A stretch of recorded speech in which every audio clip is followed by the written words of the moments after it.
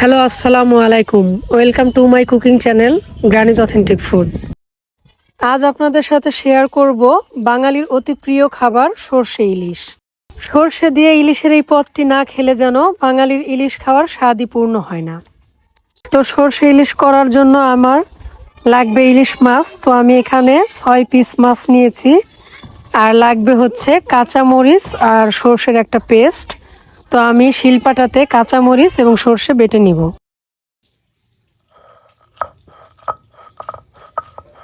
তো মরিচ আর সর্ষে বাটা ডান। এবার আমি চলে যাব মূল রান্নায়। আমি একটি প্যানে হাফ কাপ তেল গরম করে তার মধ্যে হাফ কাপ পেঁয়াজ দিয়ে দিয়েছি। এটাকে হালকা লাল করে ভেজে নিতে হবে। এবার এতে অ্যাড করব 1 টেবিল চামচ পরিমাণ কাঁচামরিচ বাটা। এটাকে 1 মিনিটের মতো ভেজে নিব।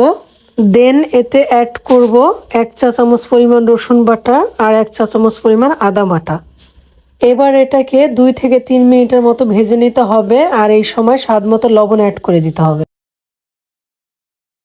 যখন দেখবেন মশলা থেকে তেলটা বের হয়ে আসছে, তখনই বুঝতে হবে মশলাটা কষানো হয়ে গেছে। এবার হাফ চা চামচ পরিমাণ হলুদের গুঁড়া অ্যাড করে দিয়ে কিছুটা পানিও দিয়ে দিব। আর পানিটাতে যখন একটু বলক আসবে, তখন আমি এর মধ্যে সরিষা বাটাটা অ্যাড করব। দিব 2 টেবিল চামচ পরিমাণ সরিষা বাটা। 2 মিনিটের মতো কষিয়ে নিয়ে কিছুটা পানি দিব।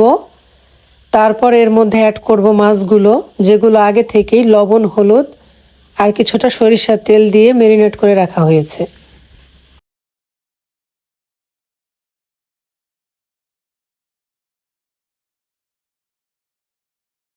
এবার মাছগুলোর গায়ে মশলাটা ভালোভাবে মাখিয়ে নিতে হবে। দেন 2 মিনিটের মতো জাল করে নিব এবং ফাইনালি পানি দিয়ে দিব ঝোলের জন্য।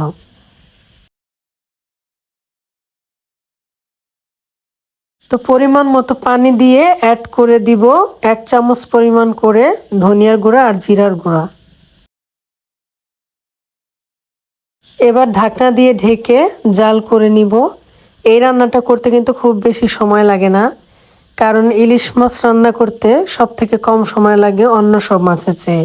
তো হাই হিটে 5 মিনিট জাল করার পর ঢাকনা খুলে আমি একটু নাড়াচাড়া করে দিব। আর কিছু আস্ত কাঁচামরিচ অ্যাড করে দিব। এটা আমি দিচ্ছি মূলত ফ্লেভারের জন্য। আর 1 মিনিটের মতো জাল করে নিলেই তৈরি হয়ে যাবে মজাদার সর্ষে ইলিশ।